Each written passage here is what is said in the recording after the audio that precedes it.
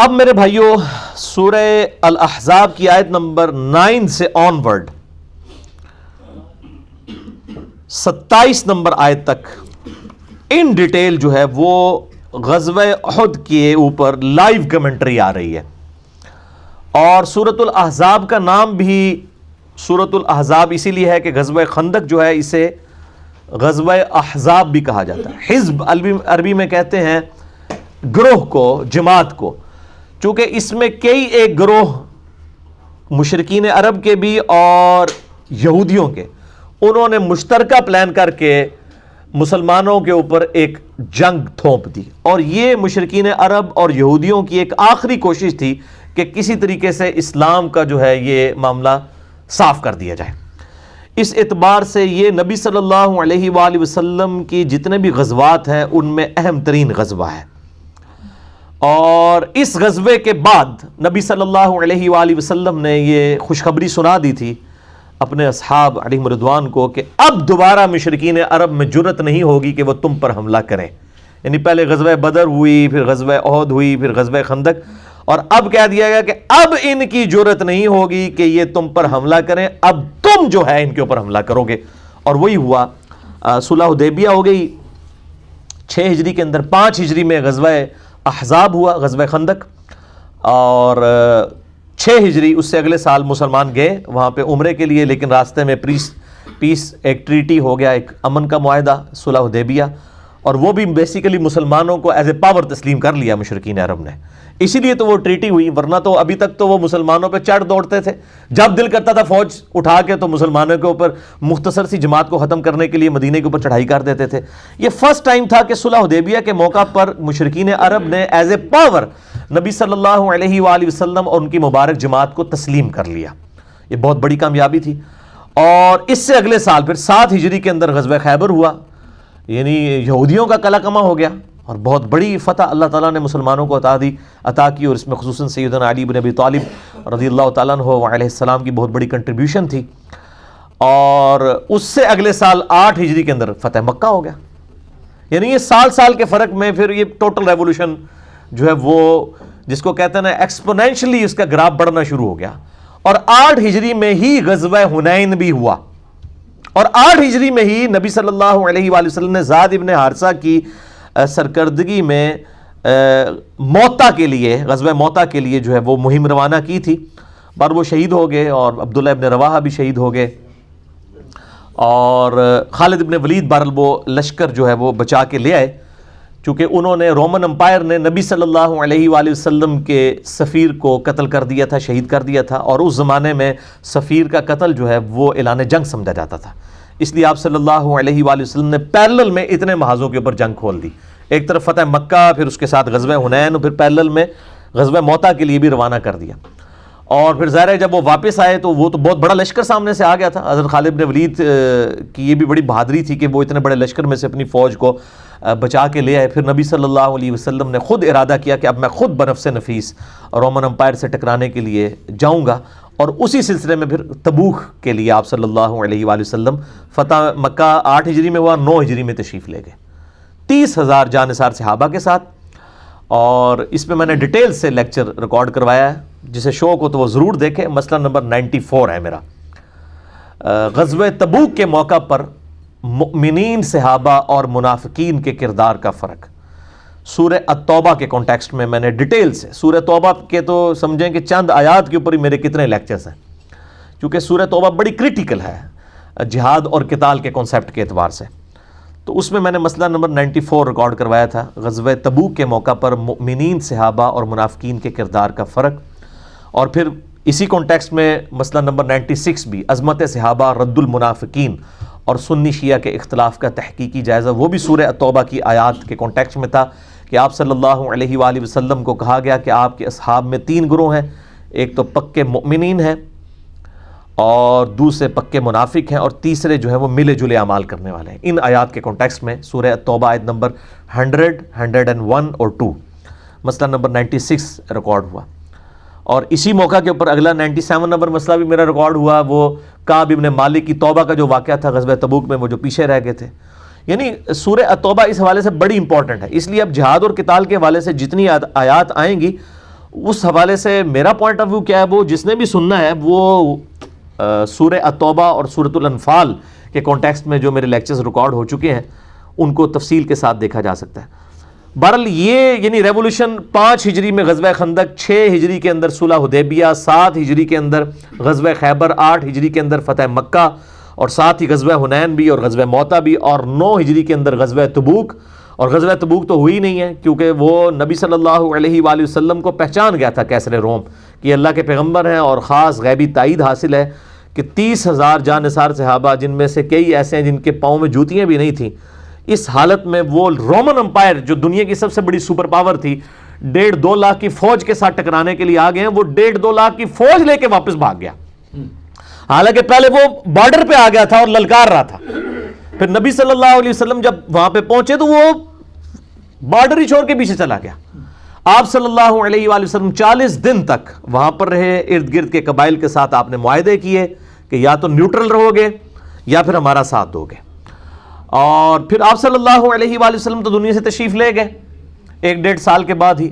لیکن سیدنا ابوبکر الصدیق کے دور میں پھر نبی صلی اللہ علیہ وسلم نے پہلی وصیت فرمائی تھی کہ اس طرح لشکر اسامہ بھی روانہ کرنا، اور یہ سارے معاملات شروع ہوئے۔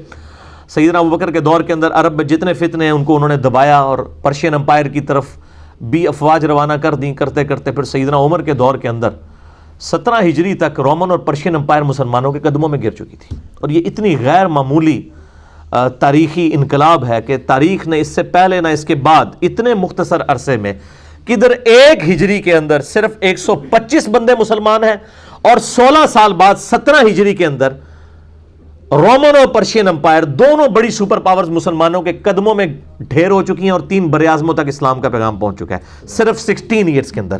یہ وہی چیز ہے جو اللہ تعالیٰ نے وعدہ فرمایا تھا، هو الذی ارسل رسولہ بالہدی ودین الحق لیظہرہ علی الدین کلہ ولو کرہ الکافرون ولو کرہ المشرکون۔ وہی اللہ ہے جس نے اپنے محبوب صلی اللہ علیہ وآلہ وسلم کو الہدی یعنی قرآن اور دین حق کے ساتھ مبعوث کیا تاکہ اس دین کو تمام ادیان پر غالب کر دے، خواہ کافر و مشرک اس کا برا مان جائے۔ تو یہ بہت غیر معمولی جو ہے غزوہ تھا، غزوہ احزاب۔ اسی لیے اس غزوے کے بعد اس حوالے سے اللہ تعالیٰ نے اپنی کمنٹری ارشاد فرمائی، وہ سورۃ الاحزاب میں آئی، اور اسی نسبت سے اس کا نام سورۃ الاحزاب ہے۔ غزوہ بدر کے حوالے سے آپ نے سورۃ الانفال پڑھ کے دیکھ لیں، اور اسی طریقے سے غزوہ تبوک کے حوالے سے سورہ التوبہ پڑھ کے دیکھ لیں، اور یہ غزوہ خندق، غزوہ احزاب کے حوالے سے مسلسل 2 رکوع جو ہیں وہ اسی کے اوپر ہیں، آیت نمبر 19 سے لے کر 27 تک۔ تو اس کا پس منظر بھی آپ سمجھ لیں کہ غزوہ احد میں مسلمانوں کی جو 3 ہجری کے اندر واضح جو فتح تھی وہ شکست میں بدل گئی، صرف چند لوگوں کے ڈسپلن لوز کرنے کی وجہ سے، اور اس کی وجہ سے تھوڑا سا کافروں کو حوصلہ پیدا ہو گیا، لیکن نبی صلی اللہ علیہ وآلہ وسلم نے فوراً ہی اس کو اوور کم کر لیا۔ اور غزوہ احد سے جب واپس جا رہے تھے ابو سفیان اور اس کی پارٹی کے لوگ، اس وقت تک وہ مسلمان نہیں ہوئے تھے، تو آپ صلی اللہ علیہ وآلہ وسلم نے اصحاب رسول کو پیچھا کرنے کے لیے بھی بھیجا تاکہ ان کے اوپر ڈیٹرنس قائم رہے۔ اب اسی دوران جو مدینے میں یہودیوں کے قبائل آباد تھے، بیسیکلی 3 بڑے قبائل تھے یہودیوں کے، ایک تھا بنو قینقاہ جو کہ خیبر کے اندر آباد تھا، اور دوسرا بنو نضیر، نون ضاد یا را، اردو میں نزیر بھی کہہ سکتے ہیں، یہ مدینے کے اندر آباد تھا، لیکن یہ آئے دن جو ہے وہ یعنی مسلمانوں کے خلاف سازشیں کرتے رہتے تھے۔ تو اس کا جو سردار تھا حیی ابن اخطب، یہ وہی ہے جن کی بیٹی ہیں سیدہ صفیہ رضی اللہ تعالی عنہا وسلام اللہ علیہا، جو ام المؤمنین ہیں۔ تو وہ نبی صلی اللہ علیہ وسلم کی بیوی بعد میں بنی۔ ان کے اوپر بھی میرا پورا کلپ جو کافروں کے اعتراضات ہیں سیدہ صفیہ کے نکاح کے حوالے سے، وہ آپ لکھیں تو میرا یوٹیوب کے اوپر کلپ بھی کھل جائے گا۔ تو حیی ابن اخطب جو ہے بنو نزیر کا سردار تھا، یہ آئے دن مسلمانوں کو یعنی آپ کہیں کہ کچھ نہ کچھ انگیج کر کے رکھتے تھے، سازشیں کرتے رہتے تھے۔ تو آپ صلی اللہ علیہ وآلہ وسلم نے ایز اے لاسٹ ریزارٹ ان کو پہلے تو سمجھایا کہ ایک طرف تم نے جو ہے میثاق مدینہ کیا ہوا ہے، اوپر سے جو ہے تم اندر سے ہی مسلمانوں کی جڑیں کاٹ رہے ہو، الٹیمیٹلی آپ صلی اللہ علیہ وآلہ وسلم نے باقی لوگوں سے، باقی قبیلوں سے جو معاہدے تھے ان کے ساتھ ڈسکشن کرنے کے بعد ان کو جو ہے وہ شہر بدر کر دیا، مدینہ شریف سے نکال دیا۔ اب یہ بھی جا کے خیبر کے یہودیوں کے ساتھ، بنو قینقاع کے ساتھ جا کے آباد ہو گئے، اور تیسرا قبیلہ جو تھا وہ بنو قریظہ تھا، اور وہ مدینے کے اندر ہی آباد تھا، ان کے ساتھ مسلمانوں کا معاہدہ تھا اور وہ اس معاہدے کی پاسداری بھی کیا کرتے تھے، ان کو مدینے سے نہیں نکالا گیا۔ بنو نذیر کو نکال دیا گیا، بنو قینقاع جو ہے وہ پہلی خیبر میں آباد تھے، ان کی تو شامت پھر آئی نا 7 ہجری کے اندر غزوہ خیبر میں، اور ان کا بھی سارا اللہ تعالیٰ نے مسلمانوں کو فتح بھی دے دی ان کے اوپر۔ بہرحال یہ جب باہر چلے گئے، انہوں نے باہر سے سازشیں کرنا شروع کر دی۔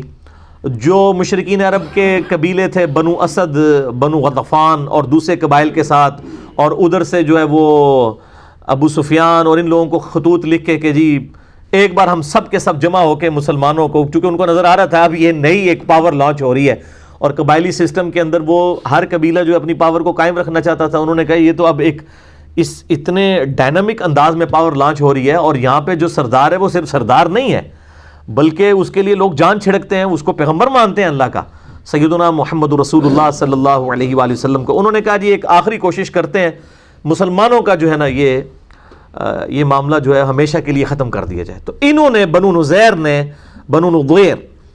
انہوں نے سازشیں کرنی شروع کر دیں مسلمانوں کے خلاف، اور مشرکین عرب کو بھی اکٹھا کر کے، اسی لیے اسے غزوہ احزاب کہا جاتا ہے۔ اس میں 1 درجن سے زیادہ جو ہے عرب کے قبائل جو ہیں وہ شامل ہوئے مسلمانوں کے خلاف۔ اب ظاہر ہے کہ نبی صلی اللہ علیہ وآلہ وسلم ایک صرف ریلیجس لیڈر نہیں تھے، آپ ایک بہت اچھے پولیٹیشین بھی تھے اور ایک بہت اچھے فوجی جرنیل بھی تھے، اور آپ صلی اللہ علیہ وآلہ وسلم سارے معاملات کو پیرلل میں لے کے چل رہے تھے۔ آپ کو پتہ چل گیا کہ یہ ساری سازشیں کر رہے ہیں، تو آپ صلی اللہ علیہ وآلہ وسلم نے صحابہ کرام علیہم رضوان سے اوس اور خزرج جو مین قبائل تھے مدینے کے، اوس کے سردار سیدنا سعد ابن معاذ اور خزرج کے سیدنا سعد ابن عبادہ رضی اللہ تعالی عنہما، ان سے مشورہ کیا اور باقی لوگوں سے مشورہ کیا کہ اب ہمیں کیا کرنا چاہیے۔ بہرحال کنسنسس کے ساتھ سیدنا سلمان فارسی رضی اللہ تعالی عنہ علیہ السلام، جو پرشین امپائر میں سے ہجرت کر کے فارس میں سے یہاں پہ آئے ہوئے تھے، انہوں نے مشورہ دیا کہ ہم وہاں پر جنگوں کے لیے اپنے مخالفین کا راستہ روکنے کے لیے خندق کھودتے ہیں، تو خندق کھود کر مدینہ کا دفاع کیا جائے، مدینے سے باہر نکل کے ان سے نہ لڑا جائے، کیونکہ یہ تعداد میں وہ 10,000 کے قریب تھے، مسلمان تو صرف 3,000 تھے، تو ان 10,000 کا مقابلہ اس طریقے سے کرنا بہت مشکل ہے۔ اور پھر جغرافیکلی جو ہے وہ آپ سمجھ لیں کہ ان کی لوکیشن ایسی تھی مسلمانوں کی، مدینہ شریف کی، کہ شمال کی طرف ہی خندق کھودنی پڑی، باقی مسلمانوں کی پشت پہ یعنی جنوب والی سائڈ کے اوپر اونچے اونچے پہاڑ تھے، اسی طریقے سے لیفٹ سائڈ کے اوپر بھی جو ہے وہ یعنی مغرب کی طرف بھی چٹیل پہاڑ تھے، وہاں سے کوئی جنگی مہم روانہ نہیں کی جا سکتی تھی، اور اسی طریقے سے جو یعنی مغرب والی سائڈ پہ، اور جو مشرق والی سائڈ ہے اس کے اوپر قبائل آباد تھے جن کے ساتھ مسلمانوں کے معاہدے تھے، انہی قبائل میں سے ایک بنو قریظہ بھی تھا۔ یہاں سے بھی خطرہ کوئی نہیں تھا کہ یہاں سے کوئی حملہ کرے گا، یہاں پہ ان کے بڑے بڑے قلعے تھے، الا یہ کہ کوئی قبیلہ یہاں سے بدعہدی کر دیتا، اور وہی ہوا، بنو قریظہ نے بدعہدی کر دی، یعنی مسلمان بالکل سیف تھے، صرف شمال والی سائڈ کے اوپر انہوں نے ایک خندق کھودنی تھی۔ اور اس حوالے سے آپ نے یہ پورا نقشہ اگر وغیرہ دیکھنا ہو تو جو مولانا مودودی رحمہ اللہ تعالیٰ نے تفہیم القرآن لکھی ہے وہ کمال ہے، انہوں نے ساتھ ساتھ ساری چیزیں یہ اس کانٹیکسٹ میں بیان کی ہیں۔ اور اگر آپ نے پریکٹیکلی چیز دیکھنی ہے تو عمر سیریز دیکھیں، میں بار بار کہتا ہوں قطر والوں نے اتنا بڑا کام کر دیا ہے کہ پوری اسلامک ریولوشن نبی صلی اللہ علیہ وآلہ وسلم کے اعلان نبوت سے 6 سال قبل سے سٹارٹ کر کے سیدنا عمر رضی اللہ تعالیٰ عنہ علیہ السلام کو سینٹرڈ کرتے ہوئے رومن اور پرشین امپائر کے گرنے تک ٹل سیدنا عمر کی شہادت تک، یہ پوری ویڈیو ریکارڈنگ 30 ایک ساتھ میں عمر سیریز انگلش سب ٹائٹل کے ساتھ آ چکی ہے، بلکہ ایک آدھ کلپ ہم نے جو ہے وہ اردو میں بھی اس کو سب ٹائٹل کے ساتھ چڑھایا تھا، یوٹیوب والے تو اس کو بین کر دیتے ہیں کاپی رائٹس کی وجہ سے، باقی فیس بک پہ الحمدللہ ملینز آف پیپل تک وہ ہمارا کلپ پہنچا ہے۔ اور وہ ایک واقعہ سیدنا عمر کی زندگی کا ہم نے اس میں جو ہے وہ اسی میں سے فلم میں سے نکالا تھا، بہت کمال کام کیا ہے۔ اور اس فلم کے جو کنسلٹنٹ کوئی عام نتھو خیرے لوگ نہیں ہیں، بلکہ انٹرنیشنل لیول پہ جو مسلمانوں کے علماء ہیں، یوسف القرضاوی صاحب مفتی اعظم قطر، 90 سال کے قریب ان کی عمر ہے، مولانا مودودی رحمہ اللہ تعالیٰ کا جنازہ بھی انہوں نے پڑھایا تھا، اور ان کے شاگرد ہیں ڈاکٹر علی سلابی، جنہوں نے سیدنا ابوبکر، عمر، عثمان و علی رضی اللہ عنہم اجمعین پہ اتنی موٹی جو ہے عربی میں کتابیں ان کی بایوگرافی پہ لکھی ہیں، اور آج دارالاسلام پبلیکیشن انہی کتابوں کو اردو میں ٹرانسلیٹ کر کے وہ مارکیٹ میں لے کے آئے. ڈاکٹر علی سلابی، ان کی عمر تقریباً 55 سال کے قریب ہے، یہ یوسف القرضاوی کے شاگرد ہیں. یہ دو بڑے ہسٹورین اور ورلڈ لیول پہ مسلمانوں کے علماء ہیں جن کی کنسلٹنسی کے ساتھ یہ عمر سیریز جو ہے وہ بنائی گئی ہے تاکہ اس میں کوئی غلط چیز نہ ہو لانچ. بہرحال اس میں یہ پوری ریولوشن آپ کو نظر آئے گی، اور یہ غزوہ خندق والا معاملہ بھی انہوں نے پورے کا پورا اس میں یعنی فلمایا ہے. تو سیدنا سلمان فارسی رضی اللہ تعالیٰ عنہ علیہ السلام کے مشورے کے ساتھ خندق کھودی گئی. کافی چوڑی خندق تھی، ایون یعنی گھوڑے کو بھی اگر کوئی ضرب لگا کے بھگا کے بھی اس کو پار کرنا چاہتا تو پار نہیں کر سکتا تھا. اور آج بھی مدینہ شریف میں اس خندق کے کچھ آثار موجود ہیں. جو لوگ یعنی مدینہ شریف کی ہسٹوریکل جگہوں کا وزٹ کرنا چاہتے ہیں، وہ مسجد نبوی کے باہر ٹیکسی ڈرائیورز کھڑے ہوتے ہیں، وہ آپ کو ان جگہوں کے اوپر لے جاتے ہیں. ابھی بھی اس خندق کے کچھ آثار باقی ہیں. اتنے چٹیل پہاڑوں میں اس زمانے کے اندر خندق کا کھودنا یہ بہت مشکل کام تھا. بہرحال مسلمانوں نے الحمدللہ جو ہے وہ تقریباً 12 سے 15 دن لگا کے یہ خندق کھود لی، اور یہ سائڈ بھی. اور عرب کے لوگوں کو پتہ ہی نہیں تھا کہ یعنی مسلمانوں نے مدینہ شریف کا دفاع کس طریقے سے کیا. ان کے تو ذہن و وہم و گمان میں بھی یہ طریقہ موجود نہیں تھا. وہ تو جب آئے تو ایک دم وہ ششدر رہ گئے کہ اب ان کے ساتھ کیا کریں، اور ان کو مجبوراً باہر ہی پڑاؤ ڈالنا پڑا. اور اب ظاہر ہے کہ اس طرف تو آ نہیں سکتے تھے، وہ اتنی بڑی خندق کو پھلانگے ہی نہیں جا سکتا تھا. خندق کے اندر ہی گریں گے، گر گئے تو اوپر سے ان کو تو صرف پتھر مار کے مارا جا سکتا تھا. تو تقریباً 25 دن تک انہوں نے پڑاؤ کیا، اور سخت سردیاں تھیں. اور پھر آپ کو پتہ ہے سردیاں ہوں ریگستانی علاقے کی تو رات کے وقت تو لگ پتہ جاتا ہے جنہوں کے اندر ہے. تو بہرحال اللہ تعالیٰ نے غیبی مدد فرمائی، پھر ٹھنڈی ہوائیں چلیں، ان کے خیمے تک اکھڑ گئے سردی کی وجہ سے. وہ 25 دن کے پڑاؤ کے بعد جو ہے وہ وہاں سے چلے گئے، اور اللہ تعالیٰ نے بغیر جنگ کے مسلمانوں کو فتح عطا فرمائی. لیکن یہ اتنی مشکل غزوہ تھا کہ یعنی اللہ تعالیٰ نے اتنے جس کو کہتے ہیں نا شدید الفاظ کے ساتھ کسی اور غزوے کا ذکر نہیں کیا جتنا سورۃ الاحزاب میں غزوہ خندق کا ذکر کیا ہے کہ یہ مسلمانوں کو اللہ تعالیٰ بات ہے ہم نے ہلا کے رکھ دیا. اتنی بڑی آزمائش ان کے اوپر ڈالی. اور یہاں پر مومنین اور منافقین کا فرق بالکل ظاہر ہو گیا، کیونکہ موت سامنے نظر آ رہی تھی. تو منافقین جو ہیں وہ ان کا نفاق کھل کے ان کی زبانوں سے نکلنا شروع ہو گیا.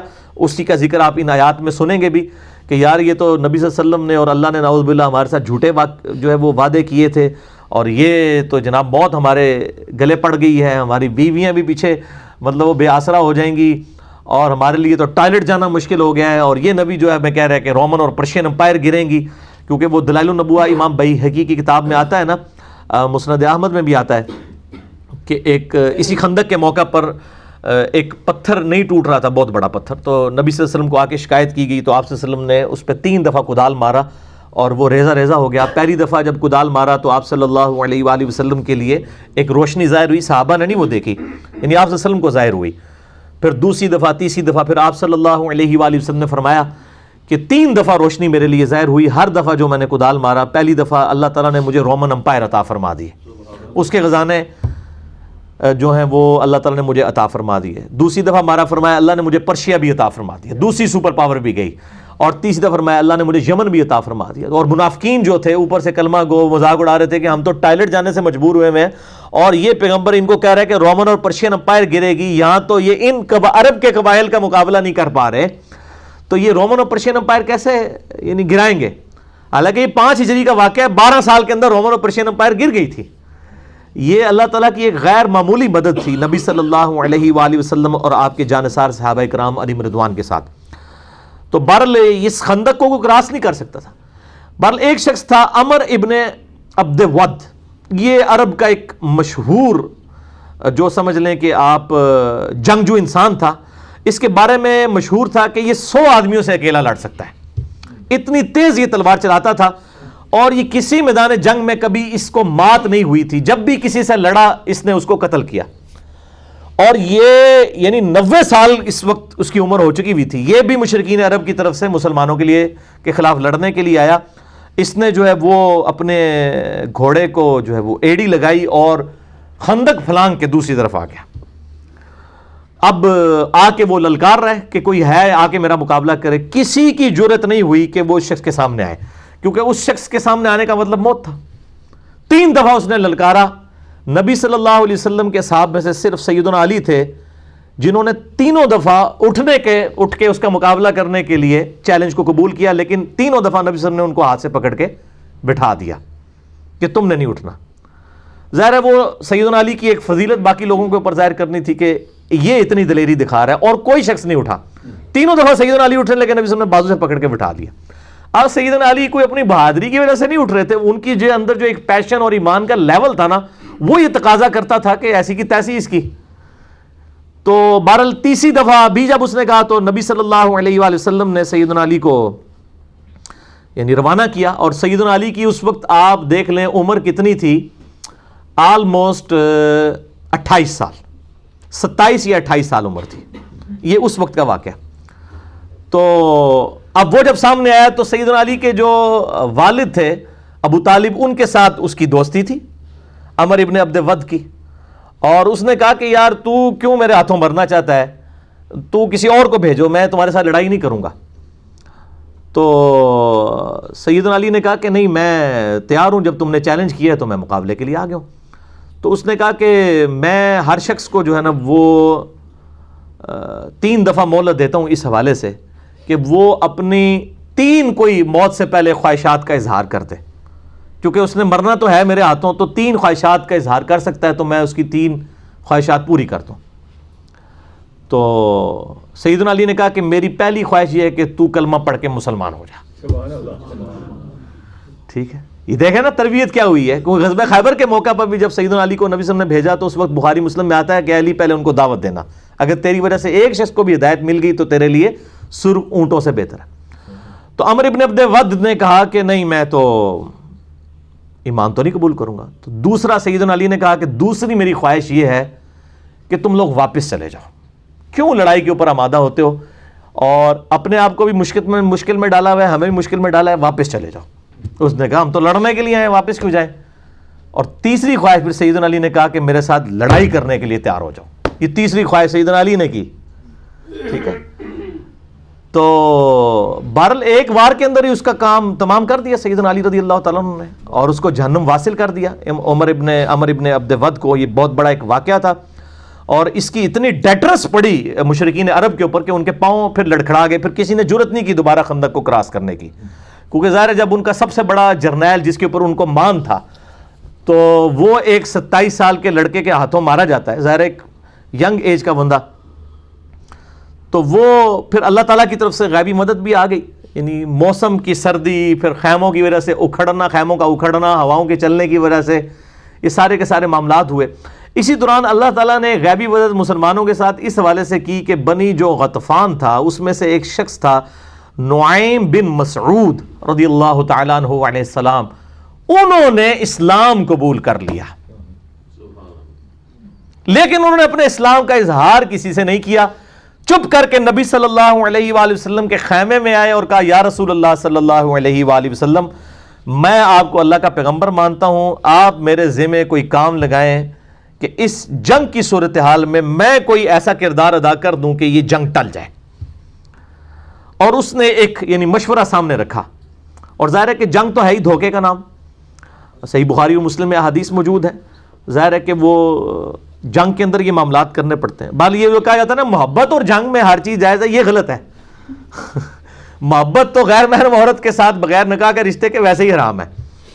تو محبت تو صرف بیوی کے ساتھ کی جا سکتی ہے, بچوں کے ساتھ, ماں باپ کے ساتھ جو رشتے ہیں. تو جنگ کے اندر البتہ جنگ دھوکے کا نام ہے, اس پہ دھوکہ دیا جا سکتا ہے, لیکن دھوکے میں بھی یعنی کوئی عہد کی خلاف ورزی نہیں کی جا سکتی. وہ مسئلہ نمبر 87 میرا ریکارڈڈ ہے اسلامی ڈیموکریسی کے اوپر اور اسلامی حکومت کو چلانے کے جو 3 بنیادی اصول ہیں اس حوالے سے. تو اب نعیم ابن مسعود رضی اللہ تعالیٰ عنہ نے بال کنسنسس کے ساتھ ان کا ایک مشورہ تھا, آپ صلی اللہ علیہ وآلہ وسلم نے پسند فرمایا, اور یہ سب کچھ عمر سیریز میں انہوں نے فلمایا ہے اور آپ کو اس زمانے میں پہنچا دیا جی انہوں نے. اور غزوہ خندق میں وہ کس طریقے سے معاملات. بنو قریظہ جو تھے ان کو جو ہے وہ مشرکین عرب نے اور یہودیوں نے مل کے کہا کہ بھئی ہم نے جنگ تو جیتی جانی ہے، تو تم لوگ جو ہے نا ہمارا ساتھ دو اور نبی صلی اللہ علیہ وسلم کے ساتھ بد عہدی کرو، اس طرح سے ہمیں انٹر ہونے دو تاکہ جو ہے وہ ہم ان کو ختم کریں، اس کے بعد مدینہ کے حاکم تم بن جاؤ گے۔ انہوں نے جو ہے وہ بد عہدی کر دی مسلمانوں کے ساتھ، اور ظاہر ہے یہ سیدھی سیدھی مسلمانوں کی موت تھی ان کا بد عہدی کرنا، کیونکہ پھر تو وہاں سے کافر جب انٹر ہو جاتے تو مسلمان اس کے لیے تیار ہی نہیں تھے۔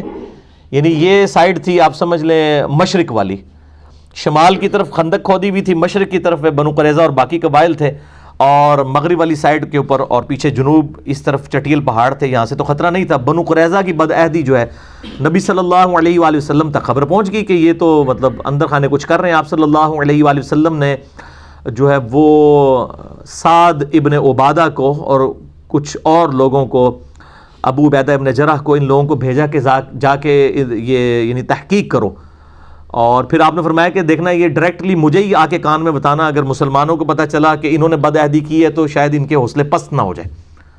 تو آپ صلی اللہ علیہ وآلہ وسلم کو انہوں نے اشارتاً آ کے بتا دیا کہ یہ تو انہوں نے بد عہدی کر دی ہے۔ تو اسی دوران اللہ تعالیٰ نے غیبی مدد کی، نعیم ابن مسعود والی رضی اللہ تعالیٰ عنہ، ان کو ابھی لوگوں کو نہیں پتا تھا کہ مسلمان ہو چکے ہیں۔ انہوں نے کیا کیا، یہ بنو قریظہ کے پاس چلے گئے اور ان کو جا کے کہا کہ دیکھو میں تمہارا بڑا ہمدرد ہوں، تم سے میری پہلے کی دوستی ہے۔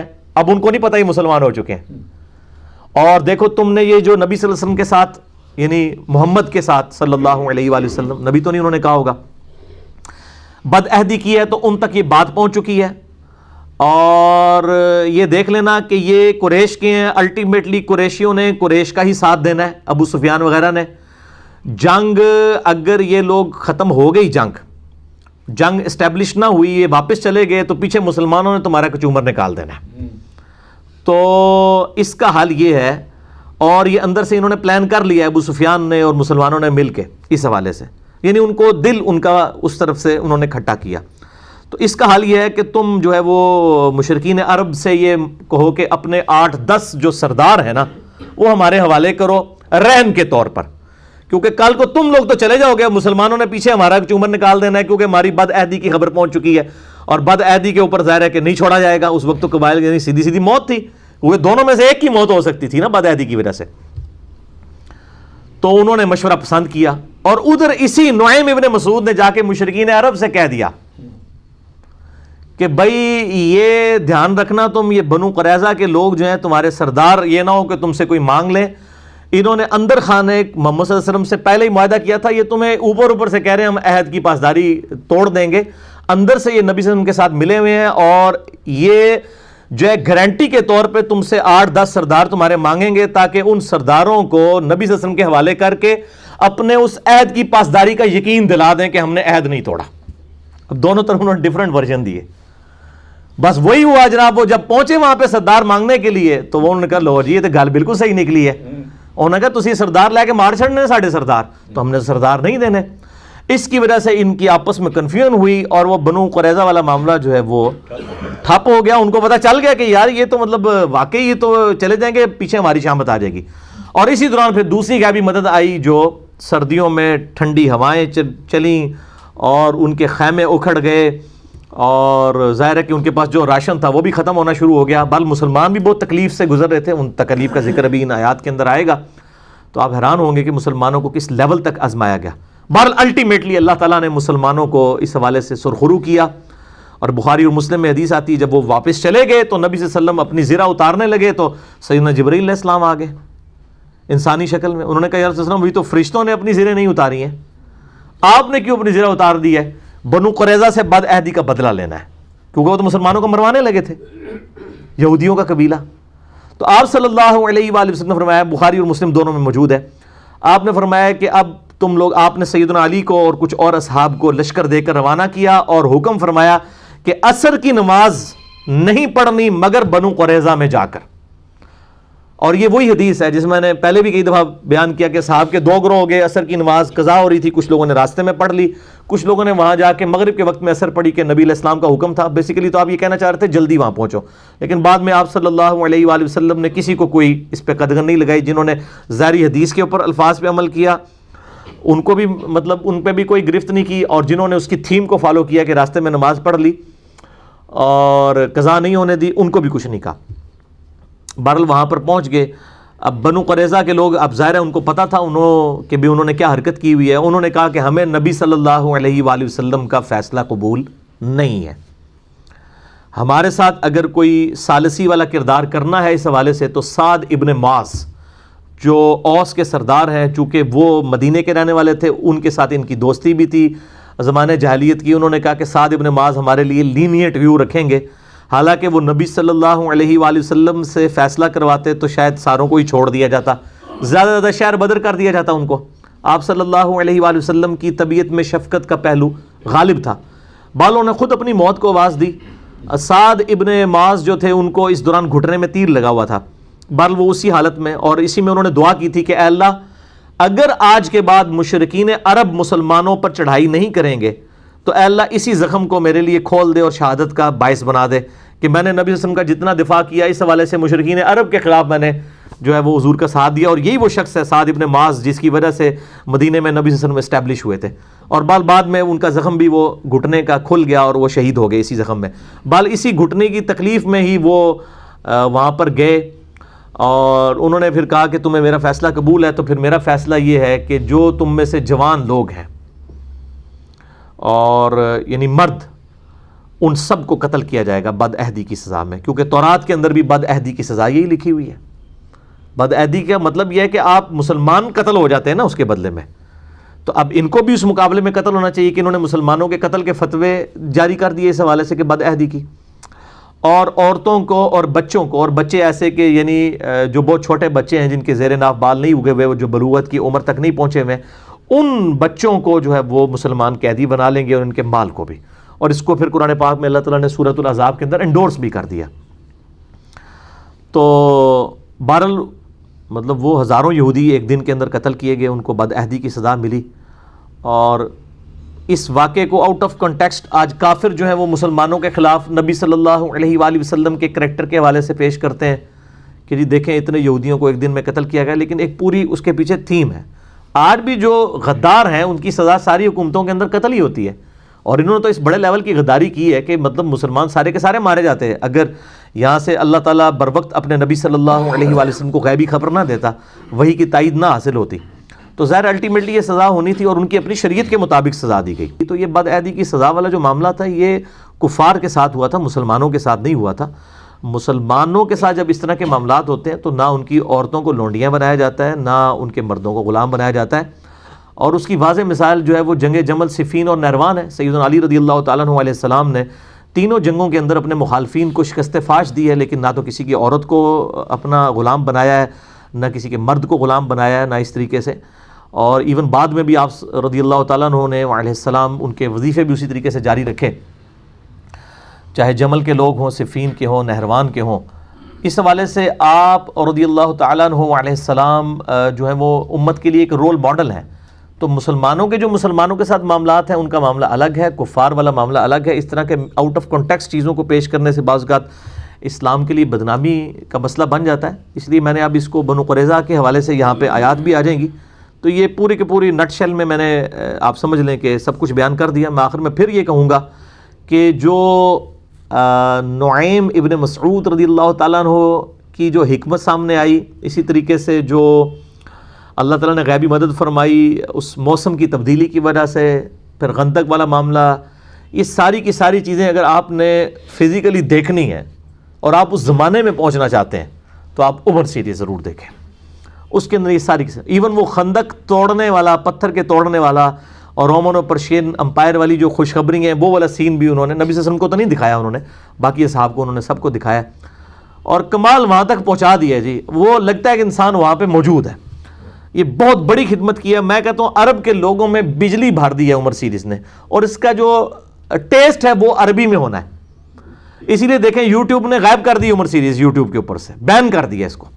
بہرحال الحمدللہ وہ مطلب مختلف ویب سائٹس کے اوپر موجود ہے، آپ ڈاؤن لوڈ کر سکتے ہیں انگلش سب ٹائٹل کے ساتھ، ہے تو عربی کے اندر ہے لیکن انگلش سب ٹائٹل کے ساتھ اویلیبل ہے۔ اب اردو کی ڈبنگ والا معاملہ آپ کو پتہ ہے، انڈیا پاکستان بنگلہ دیش کے علماء جو ہیں ان کی ایک خاص ایک چیزوں کو، یعنی یہ تو پہلی دفعہ آپ کو پتہ ہے اسپیکر آیا تو شیطانی آواز کی، ان اسپیکر تو تھلے ہی نہیں لیندے، وہ اسی طریقے سے کیمرے کا مسئلہ ہو، تصویروں کا مسئلہ ہو، ان کا آپ ایٹیچیوڈ شروع کا دیکھیں اور بعد میں ان کی کیا حالت ہوتی ہے کہ کیمرے سے نیچے نہیں اترتے.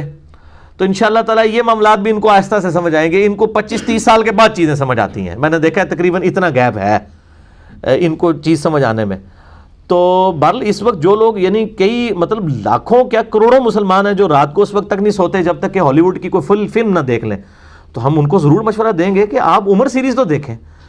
As far as picturisation is concerned کسی بھی ہالی ووڈ کی فلم سے وہ کم فلم نہیں ہے. انہوں نے واقعی اس زمانے میں پہنچا دیا ہے اور ملینز آف ڈالر خرچہ کر کے قطر والوں نے، اہل سنت ہیں اور اہل سنت کے علماء کی کنسلٹیشن کے ساتھ، ڈاکٹر علی سلابی اور یوسف القرضاوی اور باقی علماء، ان کی کنسلٹیشن کے ساتھ یہ ویڈیو بنی ہے. انگلش جس کو آتی ہے وہ سب ٹائٹل کے ساتھ اس کو روک روک کے دیکھ سکتا ہے، انجوائے کرے گا. آپ عربی بھی آپ کی بڑی امپروو ہوگی. اور عربی بھی انہوں نے وہ قرآنک عربی جو ہے وہ بادیہ نشین عربک والوں کی عربی استعمال کی ہے، وہ آپ کو ٹیسٹ فیل ہوتا ہے، آپ کو لگتا ہے آپ قرآنک عربی سن رہے ہیں. پھر جو ایک عربیوں کا سٹائل ہے، عربی یا پٹھان، ان دونوں میں ایک چیز کامن ہے، یہ آپس میں نارمل گفتگو بھی کر رہے ہو نا تو تیسرے بندوں کو آپس میں لڑتے ہوئے دکھائی دیتے ہیں. یہ ان کا نیچرل سٹائل ہے گفتگو کرنے کا. ابھی آپ عربی دیکھیں نا، بڑا تیز تیز اونچی آواز میں بولنا، حالانکہ وہ نارمل گفتگو کر رہے ہوتے ہیں. اس طرح ہمارے جو کے پی کے جو لوگ ہیں ان کو بھی آپ دیکھیں گے تو وہ انہوں نے وہی کلچر اڈاپٹ کیا ہے. یہ طارق جمیل والا سٹائل نہیں تھا صحابہ کرام علیہم رضوان کا گفتگو کرنے کا آپس میں. عرب سٹائل وہی تھا. آپ دیکھیں سیدنا عمر کا بھی، اور وہ تو سارے مطلب ڈائلاگ جو انہوں نے لکھے ہیں وہ تو حدیث کی کتابوں میں موجود ہے. وَيْحَكَ تیرا ستیہ ناس ہو. یہ یعنی ان کی ایک آپ سمجھے تقیہ کلام ہوا کرتا تھا جب بھی کوئی اس طرح کی چیزیں یعنی رپورٹ ہوئی ہیں. جیسا کہ سیدنا عمر کا انہوں نے دکھایا کہ جب وہ شہادت کے زخم میں تھے تو سیدنا مغیرہ ابن شعبہ نے وہاں پہ مشورہ دے دیا کہ آپ اپنے بیٹے عبداللہ بن عمر کو اپنے بعد خلیفہ نامزد کر دیں. اور یہ مغیرہ ابن شعبہ رضی اللہ تعالیٰ عنہ جنہوں نے حضرت معاویہ کو بھی یزید کو ولی عہد بنانے کا مشورہ دیا تھا، تو اور انہی کے غلام نے سیدنا عمر کو بھی شہید کیا تھا. تو انہوں نے اس زخم میں جب یہ بات کی تو پھر سیدنا عمر نے وَيْحَكَ، ٹھیک ہے، تباہ و برباد ہو جا تو، تیری ہلاکت ہو، تو اس طرح کے مشورے مجھے دے رہا ہے. نبی صلی اللہ علیہ وسلم کوئی بادشاہ تو نہیں تھے، وہ تو اللہ کے پیغمبر تھے. تو آپ نے پھر 6 رکنی کمیٹی بنائی جو صحیح بخاری میں آتا ہے. سیدنا علی، عثمان، طلحہ، زبیر، سعد ابن ابی وقاص، عبد الرحمن بن عوف رضی اللہ عنہم اجمعین، اور 7واں بندہ عبداللہ بن عمر کو مشورتاً شریک کیا اور کہا کہ اس کو کسی نے خلیفہ نہیں چننا، ان 6 میں سے کسی کو چننا ہے. بہرحال یہ ایک پوری ڈیٹیل، یہ ساری چیزیں جو ہیں وہ عمر سیریز کے اندر انہوں نے فلمائی ہوئی ہیں. جسے شوق ہے تو ضرور دیکھیں. اب میں نے چونکہ اتنی زیادہ تمہید اس کے اوپر میرے آدھا گھنٹے میں نے تمہید بیان کر دی ہے، اب جلدی ان آیات کو ہم کور کر دیتے ہیں. اب میں ان آیات کی تفصیلات میں نہیں جاؤں گا. اب آپ کے سامنے فلم چلنی شروع ہو جائے گی. چونکہ اتنا کچھ آپ نے سن لیا ہے تو آیات پڑھتے ہوئے آپ کو پتہ چل رہا ہوگا کہ کس کانٹیکسٹ میں بات ہو رہی ہے. اس کے بعد آپ عمر سیریز دیکھیں گے تو اور چیزیں سمجھ آنا شروع ہو جائیں گی. سورۃ الاحزاب آیت نمبر 9 سے آنورڈ. اعوذ باللہ من الشیطان الرجیم، بسم اللہ الرحمن الرحیم. یا ایھا الذین آمنوا اذکروا نعمت اللہ علیکم، اے اہل ایمان اللہ کی اس نعمت کو یاد کرو جو اس نے تم پر فرمائی. اذ جاءتکم جنود فارسلنا علیہم ریحا، جبکہ کفار کے جھنڈ جو ہے تم پر حملہ آور ہو گئے، کتنے گروہ، تو ہم نے ان پر ہوا آندھی بھیج دی. وجنودا لم تروہا، اور ہم نے ایسی فوجیں تمہاری طرف سے لڑنے کے لیے ان پر مسلط کر دی جن کو تم بھی نہیں دیکھ رہے تھے، یعنی فرشتے. یہاں لوگ دعوے کر رہے ہیں جی ہمارے بزرگوں کو آگے فرشتے ملتے ہیں. یعنی صحابہ کرام سے بڑے بزرگ کون ہیں؟ اللہ تعالیٰ یعنی قرآن میں بتا رہا ہے کہ صحابہ کو بھی وہ فرشتے نظر نہیں آئے ہیں، اور یہ کہتے ہیں جناب ہم عذاب قبر دیکھ لیتے ہیں، ہم فرشتے دیکھ لیتے ہیں. یہ ساتھ ساتھ ان کے جو جھوٹ ہیں آپ قرآن سے ہی پکڑے. اسی لیے کہتے ہیں نا قرآن ڈائریکٹ نہیں پڑھنا، گمراہ ہو جاؤ گے. کیونکہ ان کو پتا ہے کہ یار یہ سب سے بڑے امت کے اولیاء تو صحابہ کرام علیہم رضوان ہیں. ان کو بھی اللہ تعالیٰ کہہ رہا ہے کہ ایسے ہم نے فرشتوں کی فوجیں بھیجی جو تمہیں نظر نہیں آ رہی تھیں. ہاں اللہ کے پیغمبر کو اللہ تعالیٰ نے وہ دکھا دی. وَكَانَ اللَّهُ بِمَا تَعْمَلُونَ بَصِيرًا، اور اللہ تعالیٰ دیکھ رہا تھا جو کچھ تم کر رہے تھے. اب یہ کتنی بڑی تسلی ہے. اگر آپ کو یہ یقین ہونا کہ جس کے لیے آپ جان دے رہے ہیں وہ آپ کو دیکھ رہا ہے تو آپ کو تکلیف محسوس ہی نہیں ہوتی. دنیا میں بھی اگر آپ کا کوئی جگری یار ہے اور آپ کو اس کی وجہ سے پٹائی ہو رہی ہے اور آپ دیکھ رہے ہیں کہ یہ دیکھ رہے ہیں مجھے کہ میں اس کی وجہ سے مار کھا رہا ہوں، تو آپ کو حوصلہ مل جاتا ہے. تو اللہ ہمارا ہم مومنین کو دیکھ رہے تھے، یعنی مومنین تسلی رکھیں، ان کی یہ قربانیاں رنگ لائیں گی. اللہ تعالیٰ ان کو جنت کی ابدی نعمتیں انشاءاللہ عطا فرمائے گا. اذ جاؤکم من فوقکم ومن اسفل منکم، جبکہ انہوں نے ہلہ بول دیا تم پر اوپر کی طرف سے بھی اور نیچے کی طرف سے بھی. اوپر کی طرف سے یعنی شمال کی طرف سے خندق کی طرف سے وہ آئے, اور نیچے کی طرف سے جو ہے وہ بنو قریظہ اور ان لوگوں کو بدعہدی پر آمادہ کر کے یہاں سے حملہ آور ہونے کی انہوں نے کوشش کی. وَمِنْ أَسْفَلَ مِنْكُمْ, اور تمہارے نیچے کی طرف سے بھی. وَإِذَا زَاغَتِ الْأَبْصَارِ, جبکہ دہشت کے مارے آنکھیں پتھرا گئی تھیں. وَبَلَغَتِ الْقُلُوبُ الْحَنَاجِرِ, اور کلیجے منہ کو آگے تھے. یعنی اس قدر دہشت بڑھ گئی تھی, یعنی اتنے مشرکین عرب کے قبائل حملہ آور ہو گئے, مسلمان صرف 3000 10,000 کا لشکر ہر طرف سے حملہ آور ہو گیا, اور بدعہدی کا بھی خطرہ ہر طرف سے. وَتَظُنُّونَ بِاللَّهِ الظُّنُونَ, اور تم اللہ تعالیٰ کے بارے میں طرح طرح کا گمان کرنے لگے. اس میں تو پرٹیکولر خطاب ان منافقین کے بارے میں ہے جو کہ قانونی طور پہ تو مسلمان تھے لیکن دلوں میں, اور کئی کامل ایمان مومن بھی تھے, ان کے دلوں میں بھی خیال آ رہے تھے, لیکن جب تک زبان سے اظہار نہ کیا جائے تو شرعی گرفت نہیں ہوتی. هُنَالِكَ ابْتُلِيَ الْمُؤْمِنُونَ وَزُلْزِلُوا زِلْزَالًا شَدِيدًا, اس موقع پر اللہ نے مومنین کو آزما دیا. وَزُلْزِلُوا زِلْزَالًا شَدِيدًا, اور جھنجھوڑ کر رکھ دیا شدید جھنجھوڑنے کے ساتھ. یعنی اللہ تعالیٰ اگر اتنے شدید الفاظ استعمال کر رہا ہے کہ کتنی بڑی اس وقت یہاں لوگوں پہ تھوڑی سی تکلیف آتی ہے نا, یقین کریں. اب یہ پچھلے دنوں جو میرے ساتھ معاملہ ہوا ہے, اب کتنے جو مطلب وہ دعوت کے حوالے سے وہ ایک بڑے جس کو کہتے ہیں پھنگے بنے ہوئے تھے, بالکل ہی بیچارے ٹھوسی ہو گئے ہیں. یعنی وہ اندازہ, یعنی نام حسین علیہ السلام کا لینا اور اس طرح کی باتیں کرنا, اور پریکٹیکلی جب یعنی دعوت میں ذرا سی تکلیف آئے تو آپ کو پتہ چلے. اس لیے لوگ بڑی یعنی کہتے ہیں ہم یا اللہ کاش تیرے ہوتے جنم لیا ہوتا ہے نبی صلی اللہ علیہ وسلم. تو میں اس میں پھر بولتا ہوتا ہوں کہ پھر شاید ابو جہل ہی ہوتا, ضروری نہیں تھا کہ ابو بکر عمر عثمان و علی رضی اللہ عنہ اجمعین کے ساتھ ہوتا. یعنی یہ تکلیف ہمیں تو اس میں سے عشر شیر بھی نہیں مطلب برداشت کرنا پڑا. میرے بھائی ایئر کنڈیشن کمرے سے اٹھ کے, ایئر کنڈیشن آفس سے اٹھ کے جناب صاف ستھرے باتھ روم میں وضو کر کے قالین کے اوپر نماز پڑھ لینا, یہ کون سا جناب بہت بڑی دینداری اور کارنامہ کر لیا. نماز تو صرف مسلمان اور کفر کے درمیان فرق ہے, اسلام تو اس کے بعد شروع ہوتا ہے. یہ نمازیں, روزے, حج, زکوٰۃ, یہ والا اسلام تو بہت آسان ہے. یہ والا اسلام ہے نا جس کا قرآن میں ذکر ہے, یہ بہت بڑا مشکل ہے کہ جب آپ کی لائف سٹیک کے اوپر چلتے ہیں. ورنہ تو یہ بڑا آسان ہے, سارے لوگ نماز پڑھتے ہیں. بڑے بڑے یعنی ہمارے پولیٹیشین ہیں, ایک طرف ان کا کردار دیکھیں, دوسری طرف وہ تہجد گزار بھی ہیں, نفلی روزے بھی رکھتے ہیں, اور دنیا بھی پوری ہے, دوئیں جان ہیں مٹھے باؤ, دنیا بھی اویل کر رہے ہیں اور سمجھ رہے ہیں کہ آخرت بھی بن جائے گی نا. تو اللہ تعالیٰ ماتا ہے مومنین کو اللہ نے آزمایا. وَزُلْزِلُوا زِلْزَالًا شَدِيدًا, اور خوب جھنجھوڑ کر رکھ دیا سختی کے ساتھ. وَإِذْ يَقُولُ الْمُنَافِقُونَ, جبکہ منافق لوگ جو اوپر سے تو اہل ایمان تھے لیکن اندر سے کافر تھے, وہ کہہ رہے تھے وَالَّذِينَ فِي قُلُوبِهِمْ مَرَضٌ, اور وہ لوگ جن کے دلوں میں مرض تھا, مَا وَعَدَنَا اللَّهُ وَرَسُولُهُ إِلَّا غُرُورًا, اللہ اور اس کے رسول نے جو ہم سے وعدے کیے تھے وہ تو سب دھوکے تھے. کدھر گئی مدد؟ یہ تو ہمارا ٹائلٹ جانا مشکل ہو گیا, اور آج ہمیں یہ کہہ رہے ہیں رومن اور پرشین امپائر گرے گی. ہم تو مطلب ٹائلٹ جانے سے جو ہے وہ بیزار ہو چکے ہیں, اور خطرہ ہوتا ہے کہ دوسری طرف سے تیر نہ آ کے لگ جائے. وَإِذْ قَالَتْ طَائِفَةٌ مِّنْهُمْ يَا أَهْلَ يَثْرِبَ, جبکہ ان میں سے ایک جماعت نے کہا اے یثرب کے لوگوں, لا مقام لکم فارجعوا, آج یہاں پہ ٹھہرنا ممکن نہیں ہے, سامنے سے تیر آ رہے ہیں کافروں کے, واپس آ جاؤ. یعنی منافقین دوسروں کو بھی مشورے دے رہے تھے, جناب ایڈی لڑائی جھگڑے تو بچو, پیچھے ہی رہو. وَيَسْتَأْذِنُ فَرِيقٌ مِّنْهُمُ النَّبِيَّ, اور ایک فریق ایسا تھا جو نبی صلی اللہ علیہ وآلہ وسلم سے بھی اجازت مانگ رہا تھا کہ جی کیا کہہ رہا تھا, یقولون ان بیوتنا عورا, کہ یا رسول اللہ ہمارے گھر پیچھے لگے نے, بیوی بچے لگے نے, ہمیں اجازت دیں ہم جا کے اپنے گھروں. حالانکہ نبی صلی اللہ علیہ وسلم نے ان کو ایک بڑے یعنی گھر کے اندر ساری لوگوں کی بیویاں, عورتیں اور بچوں کو کر دیا تھا, اس کی حفاظت کے اوپر بھی صحابہ کرام کو مامور کیا ہوا تھا, لیکن ظاہر ہے کہ بہانہ لیتے تھے وہ. وما ہوا بعورا, جبکہ وہ غیر محفوظ تو نہ تھے. ان یریدون الا فرارا, وہ تو نہیں چاہ رہے تھے مگر میدان جنگ سے فرار کرنا, اس لیے آپ سے یہ جھوٹے بہانے کر رہے تھے. ذرا بیوی بچوں کا بھی پتہ کر رہے ہیں, اے ذرا تک میں آنا, میں تھوڑی دیر تک میں آ رہا ہوں, میں ذرا پیچھوں ہوا, ذرا ایک بار ذرا نظر مار کے آ جاؤں. وَلَوْ دُخِلَتْ عَلَيْهِمْ مِنْ أَقْطَارِهَا, اگر کافر لشکروں میں گھس آتے مدینہ شریف کے اندر, ثُمَّ سُئِلُوا الْفِتْنَةَ, اور انہی مسلمانوں سے جو یہ دعویٰ کر رہے ہیں مسلمان ہونے کا, ظاہر ہے اوپر سے تو قانونی طور پر مسلمان ہی تھے منافقین, ان سے فتنے کا مطالبہ کرتے, یعنی کہ نبی علیہ السلام کو چھوڑ کے ہمارے ساتھ مل دو.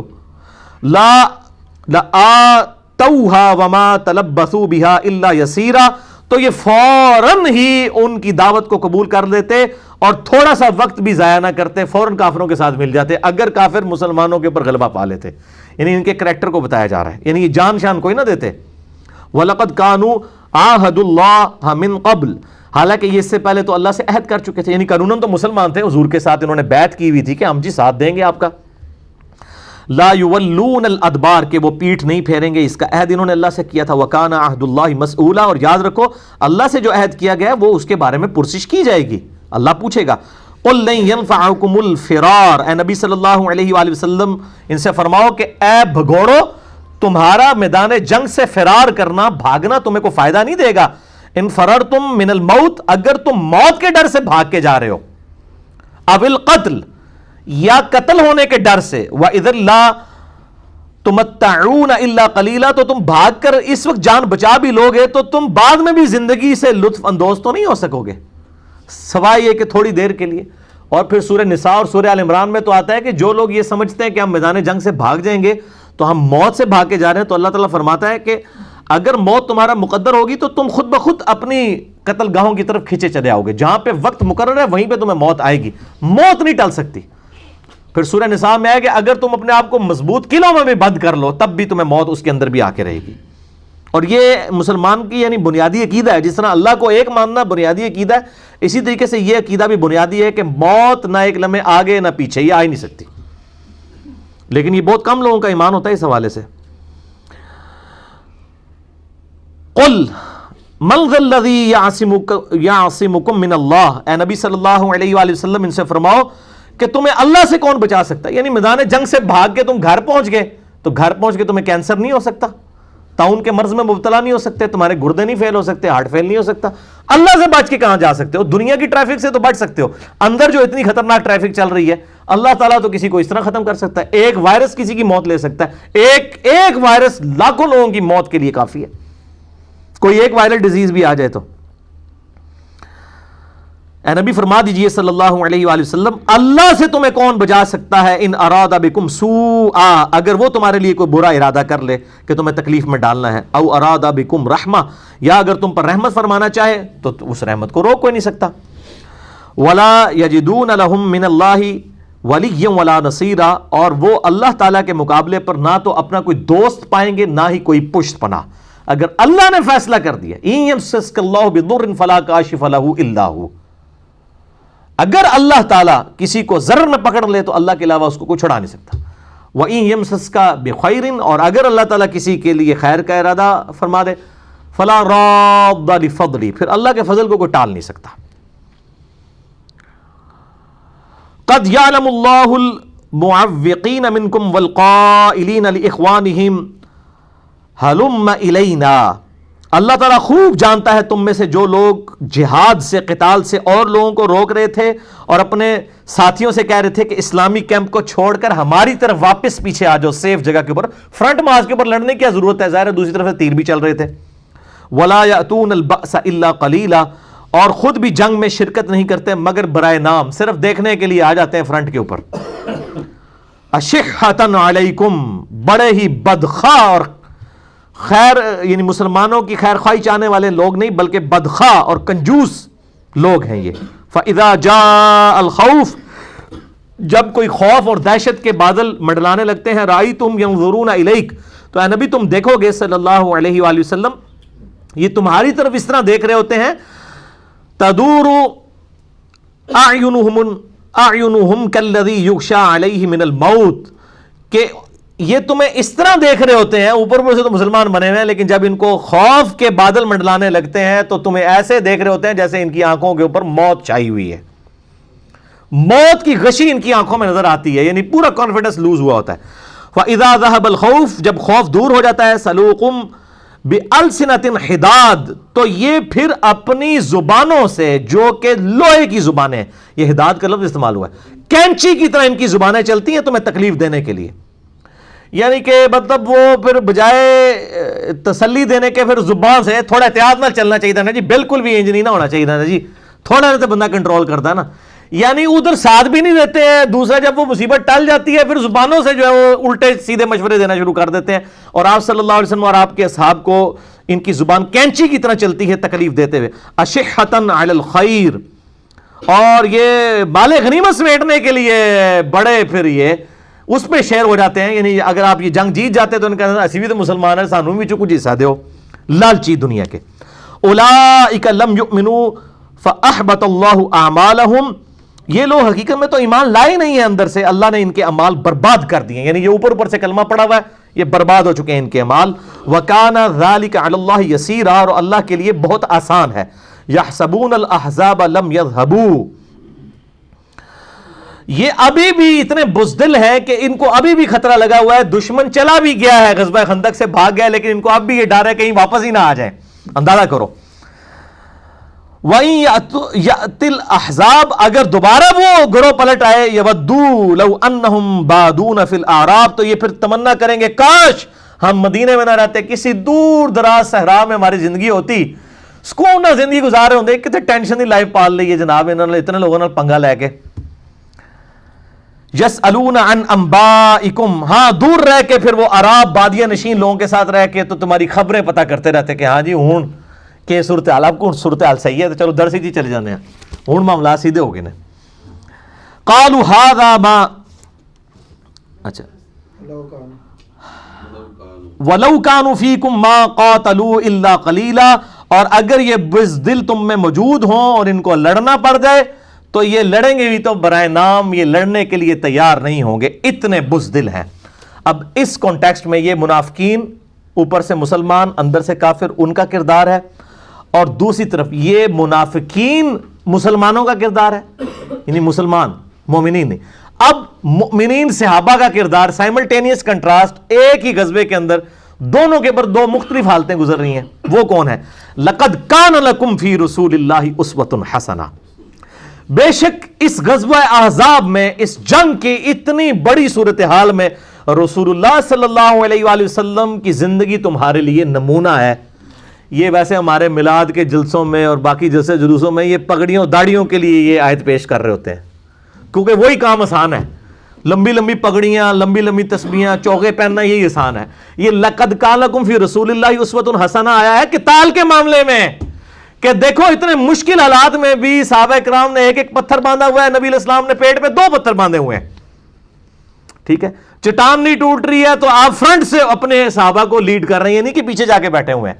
نبی صلی اللہ علیہ وسلم کی مبارک زندگی میں تمہارے لیے بہترین نمونہ ہے, اسوۃ حسنہ ہے, لیکن کس کے لیے؟ لمن کان یرجو اللہ والیوم الآخر, اس کے لیے ہے جو اللہ سے ملنے کا امیدوار ہو اور آخرت پر یقین رکھتا ہو. جس نے دنیا کی زندگی کو سب کچھ سمجھ لیا اس کے لیے نبی علیہ السلام آئیڈیل نہیں ہو سکتے, کیونکہ دنیا تو پھر کوڑیاں بھی کھاڑیاں پہن گیاں, صرف میٹھیاں نہیں ملیں گی.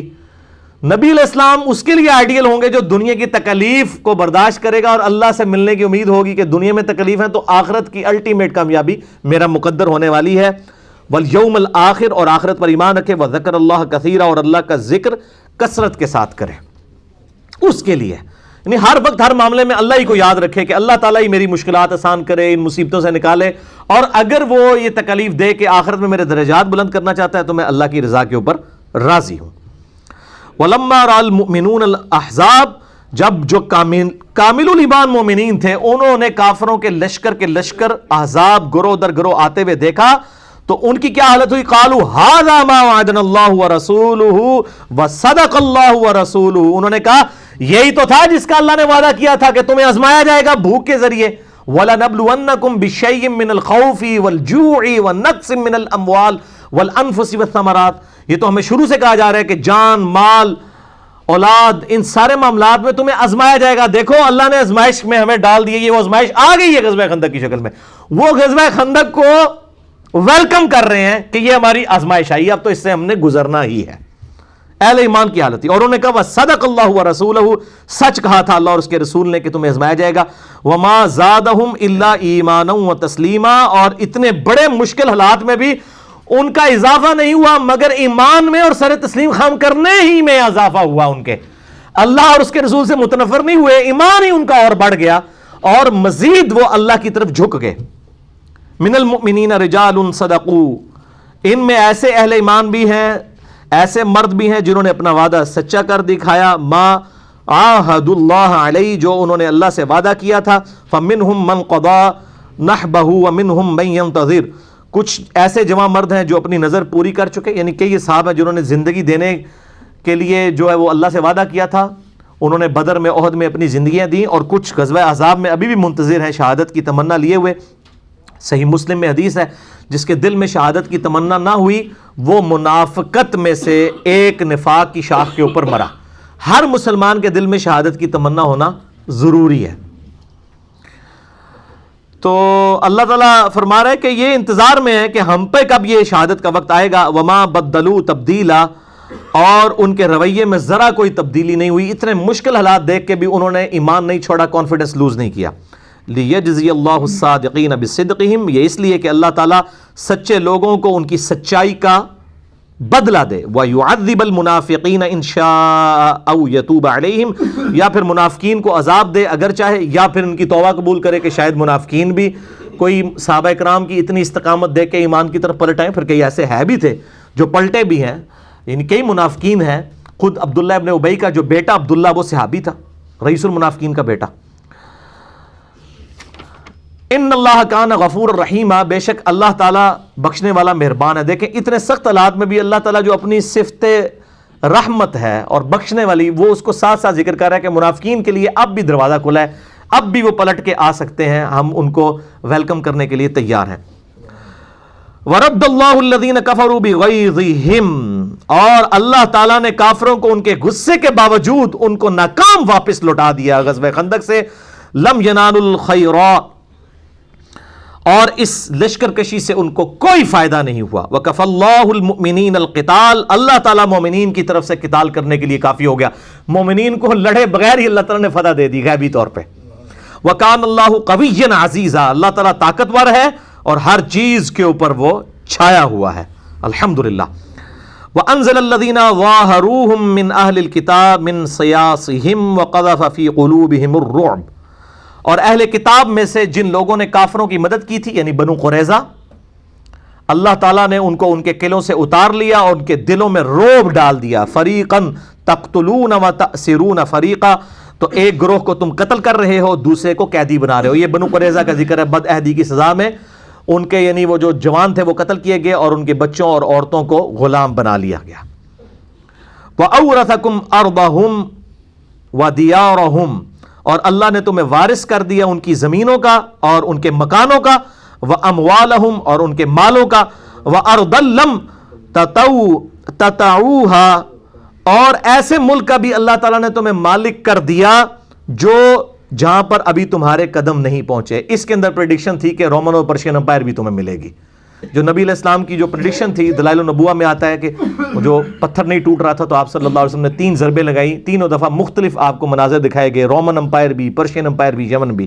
اس کا اشارتاً ذکر آیا کہ اللہ نے جس طرح بنو قریظہ اور ان کے مال کا تمہیں مالک کیا ہے، یا مشرکین عرب بھی جو مال چھوڑ کے چلے گئے، ان قریب اللہ تعالیٰ تمہیں ایسی زمین کا وارث کرے گا جہاں پہ ابھی تمہارے قدم نہیں پہنچے، رومن اور پرشین امپائر بھی مسلمانوں کے قدموں میں ڈھیر ہوگی۔ اور آپ دیکھ لیں اس واقعے کے 12 سال کے بعد دونوں سپر پاورز مسلمانوں کے قدموں میں ڈھیر ہوئیں اور 3 براعظموں تک مسلمانوں کا پیغام پہنچ گیا۔ وَكَانَ اللَّهُ عَلَى كُلِّ شَيْءٍ قَدِيرًا، اور اللہ تعالیٰ ہر چیز پر پوری قدرت رکھتا ہے، الحمدللہ۔ تو یہ آیت نمبر 9 سے جو غزوہ خندق کی لائیو کمنٹری شروع ہوئی، آیت نمبر 27 کے اوپر کنکلوڈ ہوئی۔